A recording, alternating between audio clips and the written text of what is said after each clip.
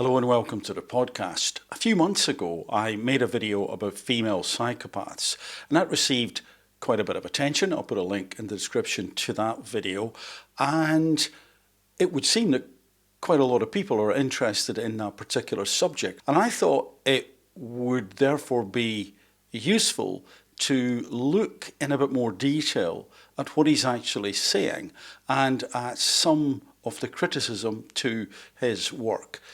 Later on in the video I'll show you a couple of slides that Dr Boddy has produced and also play a bit of video of him talking about the subject. In the interim, let's begin with, well, actually the beginning from the last video pretty much, with a different slide, but the sentiment is the same. Female psychopaths more common than we think, says researcher. Current scientific evidence suggests that male psychopaths outnumber females by around 6 to 1.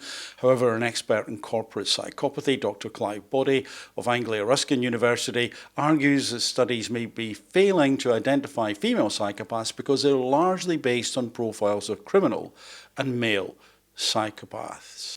Yes, indeed. And it says here, Dr Boddy will present his own research which shows that using measures of primary psychopathy, I'll talk about that in a little while, which excludes psychopathy's antisocial behavioural characteristics and concentrate on its core elements, the real ratio of male-female psychopathy may be about 1.2 to 1, not 12 to 1, but 1.2 to 1, almost 1 to 1, up to 5 times higher than previously suggested. Then I want to jump to this article, which I think is excellent, and I'm only going to pick out a couple of parts of it, but it's a really good article. How many female psychopaths are there? So there are 3 positions in this article. Again, here are some snippets of those positions. Position 1, in other words, how should we consider this idea that maybe there are more female psychopaths around? Psychopathy is a male-dominated disorder. We have long thought that psychopathy is much more common in men than in women. Based on the research, estimates suggest that for every woman with psychopathy, there are about 6 men with the disorder. It's a ratio of about 6 to 1. However, this perspective has some limitations. It may underestimate female psychopathy by failing to consider how psychopathic traits might manifest differently in women. Absolutely. For instance, a female psychopath is more likely to engage in relational aggression. It's a finding that comes up, well, in many different areas of research, such as spreading rumours or manipulating social networks rather than physical violence. Additionally, by focusing heavily on prison populations, this view may overlook successful female psychopaths who manage to evade detection, and again, successful in inverted commas. And what I want to highlight here is that males can, of course, engage in relational aggression, spreading rumours, and females are also capable of physical violence. These are trends, these are averages that we're looking at here, but we must focus on the individual, and in fact we'll see in due course that the author of this article says exactly the same thing. Position 2, how could we consider psychopathy? We've been underestimating female psychopathy, and this brings us back to Dr. Clive Boddy. So his ratio, 1.2 to 1, 5 times more female psychopaths than were realised. He believes one reason for this is the female psychopaths are more subtle in their behaviour and as such more skilled at flying under the radar, at least to some people. I think, as we'll see, they're skilled at flying under the radar of the people that they consider are important. This, in combination with the fact that our psychopathy assessment tools and diagnostic criteria were developed primarily based on male samples, has resulted in a male bias when it comes to recognising psychopathy. This male bias, he argues, may have led us to overlook a significant number of female psychopaths. The he, by the way, is still Dr. Boddy. Position 3, it's the personality, not the gender, that matters the most. As a forensic psychologist, that's the author of the article, I am often asked to evaluate psychopathy as it relates to the risk of violence and criminal recidivism. In other words, people reoffend. They end up being, if they were incarcerated again, and so on. In my experience, whether an offender is a male or a female is much less important than whether the person is psychopathic. Absolutely, I think that's at the core, which is why we need to have the best diagnostic tools available. Whether the true gender ratio is 6:1 or 1.2:1, forensic psychologists should carefully evaluate traits like empathy deficits and manipulativeness in all offenders. At the same time, we should continue to study how psychopathy manifests differently in women and develop gender-sensitive assessment tools and interventions. Hear, hear. Ultimately, the goal is to accurately identify and effectively treat psychopathic individuals regardless of gender to prevent future harm and promote public safety. Absolutely. And I think that is overall the best, let's say, overview of the subject as it currently stands that I've read to date. Let's then, bearing in mind that we've already touched upon the criminal aspect, the male bias, in terms of understanding psychopathy, let's look to the words of Dr. Boddy as he describes something. So this is from the British Academy of Management, a paper that he wrote. So we delve into the paper. Within Cleckley's paradigm of psychopathy, entailing, as it does, that most psychopaths are not criminalised, then a measure of psychopathy that entails criminality is neither logical nor valid. Similarly, Cleckley's point of view, and from Cook and Mackey's point of view, as most psychopaths are not criminals, then a measure of psychopathy which includes criminal elements is an inappropriate measure. You see what Dr. Boddy's doing here. He's defending how he has decided to look at psychopathy. This is one compelling reason why the PM-MRV measures do not contain criminal, antisocial, or impulsive elements.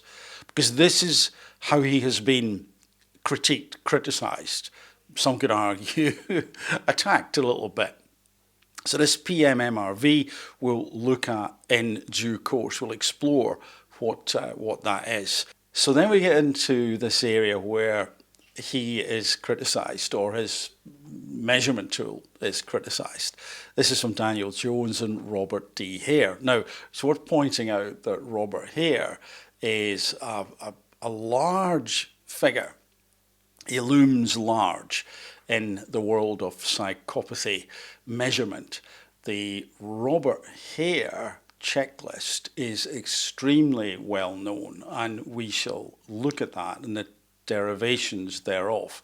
So this is Robert Hare, who runs a totally different way, or I should say has authored and utilised, as other people do now utilise on his behalf, a different way to look at psychopaths compared to Dr. Boddy. So there are two, let's say, ideological, perhaps, differences here in terms of their approach. So this is from the abstract of this article.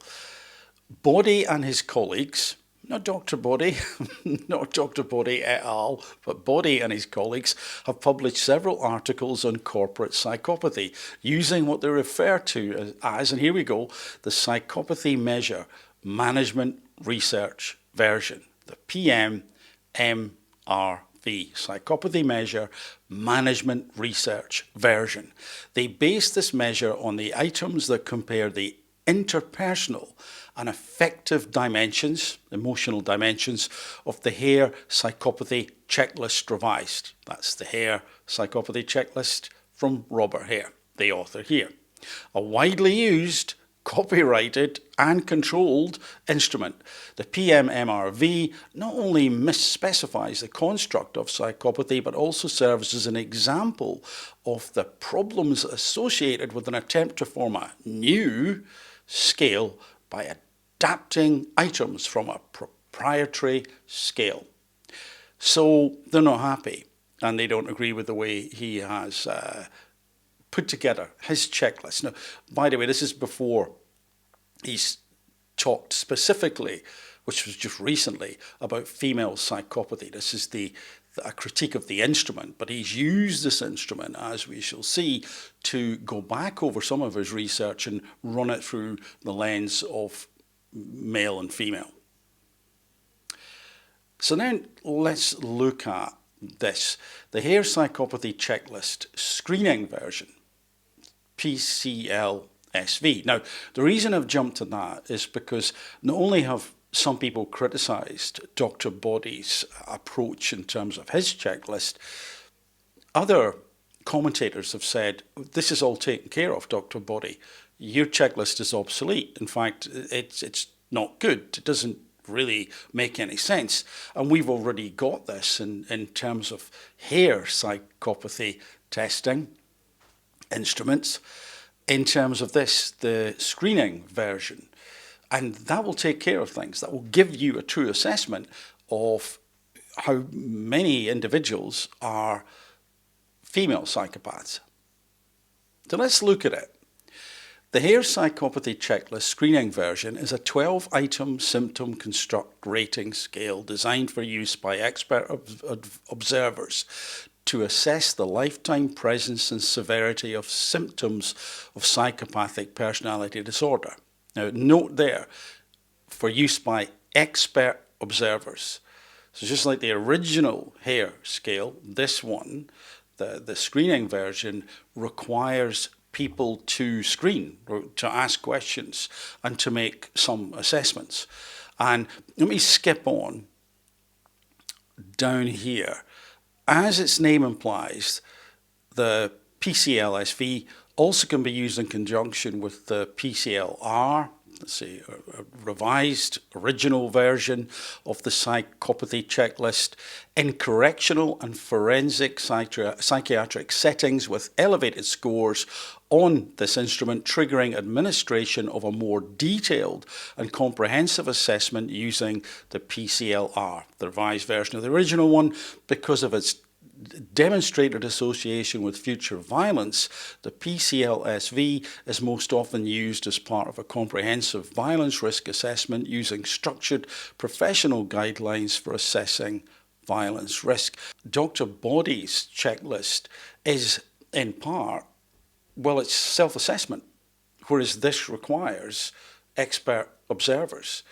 And you could argue that one is better than the other. My opinion is they're just different and they both serve a purpose. But this way, this PCL version, I don't think is what Dr Boddy is actually highlighting. Anyway, let's go here and we'll look at, or try and get a sense of what Dr Boddy was doing in terms of his research. So this is from this article, Corporate Psychopaths, Organizational Destroyers. How does Boddy, oh, he's called Boddy again, Dr Boddy, identify the corporate psychopaths? Boddy's research methodology relies on a survey and on a previously developed questionnaire. The survey, this would be done within organizations, by the way, so we're talking corporate here. And the previously developed questionnaire is the Psychopathy Measure Management Research version, the aforementioned PM-MRV. The survey asked participants to rate their managers, current and previous managers, on a variety of organizational behavior constructs and managerial traits. The organizational behavior constructs include, for example, job satisfaction and conflict at work. Included among the managerial traits are traits of corporate psychopaths. One question in the survey asked participants to rate managers on psychopathic behaviours from that instrument. from that checklist, Dr. Boddy's. The following traits are a partial list of behavioural traits of corporate psychopaths. Glib and superficially charming, accomplished liars, manipulative and cunning, grandiose sense of self-worth, lack of remorse and lack of empathy. Then let's look here, which may seem a bit of a strange skip ahead, but it's not. Because what Dr. Boddy is focused on is primary psychopathy. And so I think it's important for us to recognise the difference between primary and secondary psychopathy. And what we'll see from this article is that it says, recent work has indicated that there are, I think that means at least 2 distinct subtypes of psychopathy. Whilst primary psychopathy is characterised by low anxiety and thought to result from a genetic predisposition, secondary psychopathy is characterised by high anxiety and thought to develop in response to environmental adversity. Primary psychopathy is robustly associated with reduced neural activation to others' emotions and in particular distress. However, it has been proposed that the secondary presentation has different neurocognitive correlates. So, in other words, there's reduced activation in terms of emotions. So as you might expect, areas like the limbic system, the amygdala, are implicated, and the frontal cortex as well. In other words, they are highly logical. They're not fettered, encumbered by emotions, by strong emotions. It is suggested that maybe some can feel something, and they can certainly mimic and fake and manipulate. And that, of course, in many situations can be an advantage, not necessarily to the people that they are predating against, but it can be an advantage. So Dr. Boddy's work is about the primary psychopath, male and female. And here we go. So let's look at one of Dr. Boddy's slides. And you see there it says, is the female psychopath more hidden than the male? This is from a talk that he did. Full link to that, the YouTube link will be in the description. And if you're interested in this, I encourage you to have a watch and a listen to the YouTube video. So we'll see male psychopaths there on the right-hand side. Physical violence, antisocial behaviour, threats, promises of reward, blame, deceit, posing as an important figure, theft, robbery, abuse, interpersonal bullying, and so on. I've got to be careful what I read out. Because of the algorithms. On the left-hand side here, we've got female psychopaths. We're looking at what it felt like. What was it like to live with this individual? And we'll see words there like relational aggression. This is describing, just to be clear, how people felt, what they thought they saw, what they experienced when they were interacting with the female psychopath, alleged female psychopath. Rumour spreading, gossip, seduction, coercion, deceit, promiscuity, pose as a victim, subtle means of theft, such as fraud, subtle interpersonal bullying, less physical, less noticeable, parasitic, sex for financial gain. And here's a quote that Dr. Boddy found, gleaned from his research. I was micromanaged, ignored and undermined. My self-confidence and self-esteem were sorely bashed. None of my accusations were believed. My line manager would show 2 different sides to her character. Whenever there were witnesses, she would start talking and smiling. That was a facade. And maybe you've seen this, maybe you have experienced this. And of course, this could also be a male. The point here is not saying it's all female, far from it. It's suggesting that there are more females who could be and possibly should be identified as psychopaths if we use Dr. Boddy's approach. And If we use that approach in identifying them, then we're more able to make environments less toxic. And then this one, again, from someone who was managed by a female psychopath. She only smiles in the faces of leadership. They, HR, are blind to it. She only smiles in the faces of leadership. And I've seen this. I've seen it with men, for sure, and I've seen it with females as well. They, HR, are blind to it. Yeah, I do wonder about HR sometimes. Friends in HR who are great. I know other HR people who are not so great. And the worry there, of course, is the HR are psychopaths as well. Again, I'm not saying they are, allegedly. Probably some are, though, if you think about it. That's quite scary. And then another Dr. Boddy slide, psychopaths and the impetus to power, and there's a strategy. So charm superiors, use colleagues, and walk on juniors. And if you can imagine the environment in such a department, such an organisation, highly, highly toxic, damaging all round to everyone apart from probably the psychopaths. Mental health, self-esteem, well-being, innovation, psychological safety, everything damaged. Horrendous. I've talked about this a lot over the years and have picked up the pieces of people who have really been damaged at the hands of toxic leaders. Let's then look at this video. Satan disguised as an angel. This person thought she was more of a narcissist than a psychopath. But this imagery of evil, of terror, of immense emotional suffering is a constant theme in the qualitative research that I do. So there you have it. Evil indeed. That's what I've seen. I think that Dr. Boddy is very accurate when he uses that word, and we need to do all that we can to protect individuals in society and of course in organisations, in businesses, in corporations.